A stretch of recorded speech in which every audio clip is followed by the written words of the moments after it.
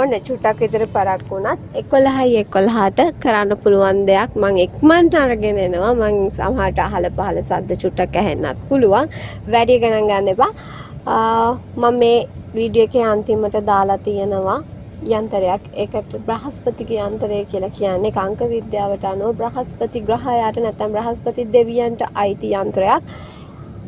නොවැම්බර් 11 වෙනිදා ඉඳලා නොවැම්බර් 13 වෙනිදා වෙනකන් ඔයාලට මේ යන්ත්‍රය පාවිච්චි කරන්න පුළුවන්. කොහොමද දන්නවද?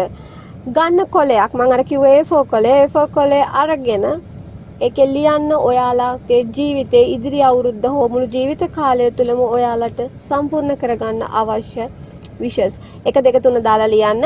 ඒක කහපාට පෑනකින් ඕනේ ලියන්න. පිටිපස්සේ මේ වීඩියෝ එක අන්තිමට තියෙන යන්ත්‍රය අඳින්න නිල් පාට පෑනකින් වම් පැත්තේ උඩ ඉඳලා දකුණු පැත්තේ අන්තිම වෙනකන් තමයි මේක අඳින්නේ. ඒක හොඳට මතක තියාගන්න. වම් පැත්තේ උඩ ඉඳලා දකුණු පැත්තේ අන්තිම වෙනකන් තමයි අංක විද්‍යාවට අනුව කියන මේක අංක යන්ත්‍රයක් කියලා කියන්නේ සාමාන්‍යයෙන්. ඉතින් අද රෑ 11ට පටන් ගන්න මේක කරන්න. හැමදාම රෑට මේ සම්පූර්ණම ඔයාලගේ විශ් ලිස්ට් එක කියවන්න. කියවලා මේක කොට්ටයට තමයි තියාගන්න තියෙන්නේ. මතක තියාගන්න කොට්ටයට.